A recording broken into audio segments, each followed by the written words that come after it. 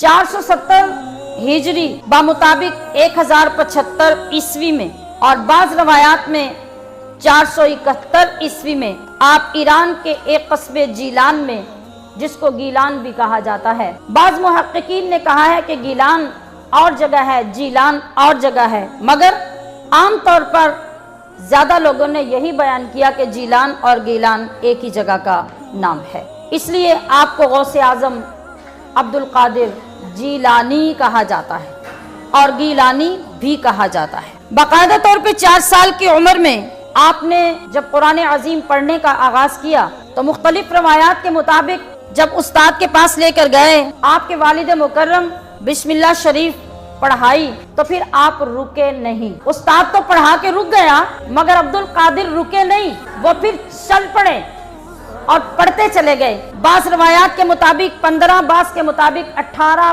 पारे आपको जुबानी याद थे और उस्ताद देखने लगा तो देखता ही रह गया कि ये कैसा मुनफरिद बच्चा है, ये तो मेरा भी उस्ताद निकला है। ये वो अब्दुल कादिर हैं, मैंने बताया कि जिनके वालिद कौन है और जिनकी वालिदा कौन है। जिनकी वालिदा उस बुजुर्ग की बेटी हैं जिनके बाग का सेब नहर में बहता हुआ हजरत सैयदना गौसे आजम के वालिद अबू साले मूसा जंगी दोस्त, इन्होंने खा लिया था।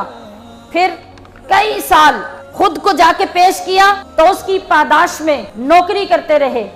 जिस बेटी के साथ निकाह करने की शर्त उस बुजुर्ग ने लगाई थी, उसकी जो तारीफ की वो इस तरह की कि वो गूंगी भी है, वो बहरी भी है, वो अंधी भी है, वो लंगड़ी भी है, तो बस तुम्हारे इस गुनाह की पादाश में उसके साथ तुम्हें निकाह करना होगा। ये अल्लाह वाले हैं जिनकी आजमाइशें यूं हुआ करती हैं। उस बाप और उस माँ के मिलाप से पैदा होने वाले बच्चे का नाम अब्दुल कादिर जीलानी है। और वो नूर जो इस तरह शफाफ करके अल्लाह करीम ने जमा किया था और जिस नूर से सैयदना अब्दुल कादिर जीलानी बगदादी को पैदा करना था, वो नूर जब सैयदा उम्मुल खैर फातिमा के पेट में आपके रहम में आता है तो वो अपने मकाम तो वहीं दिखाना शुरू कर देता है। आपका गालिबन अभी 4था या 5वां महीना होगा कि गली में किसी फकीर ने सदा लगाई कुछ मांगने के लिए। हजरत उम्मुल खैर फातिमा उठी कि दरवाजा खोलकर उस फकीर को कुछ दे दें।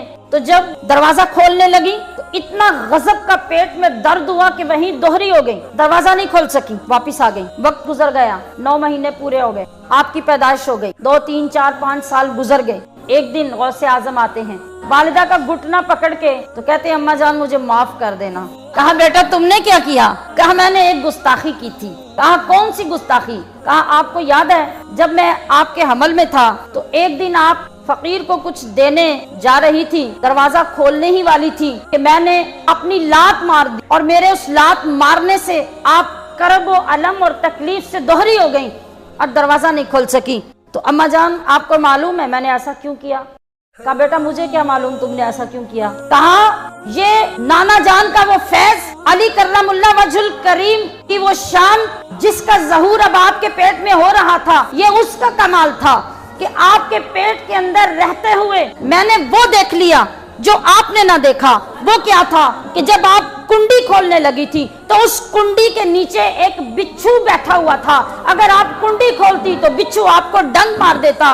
मैंने इस अदा से आपको रोक दिया कि आप कुंडी खोल ही नहीं सकती। तो फिर क्या हुआ, आपने जब कुरान अजीम इस उम्र में शुरू कर लिया, थोड़े ही अरसे में बाप का साया करम उठ गया, आपके वालिद इंतकाल फरमा गए। आपके सिवा अब घर में देखभाल करने वाला, घर के कामकाज संभालने वाला और बाहर आपकी जमीन पे खेती बाड़ी करने वाला भी कोई नहीं था। इस कम उम्री में आपके ऊपर ये जिम्मेदारी आ पड़ी, मगर आपने बआहसन तरीके से इस जिम्मेदारी को निभाना शुरू कर दिया। घर के कामकाज भी और काश्तकारी के कामकाज भी आप करते जा रहे हैं। कि एक दिन क्या होता है, 9 जिलहज का दिन है, आप अपना हल और बैल लेकर खेतों की तरफ जाते हैं तो गैब से निदा आती है, या अब्दुल कादिरी मा लिहाजा खुलिकता, ए अब्दुल कादिर तुझे इन कामों के लिए तो पैदा नहीं किया। ये आवाज सुनी तो बेकरार हो गए।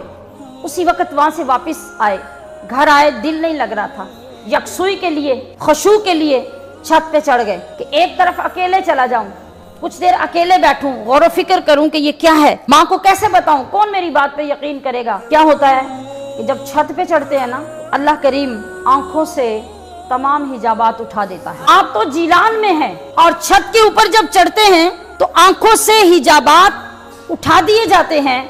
तो क्या होता है, हिजाबात उठते हैं तो गिलान के मोहल्ले में अपनी छत पे खड़े हुए अराफात में हज करने वालों को वहां खड़े अपनी आंखों से देख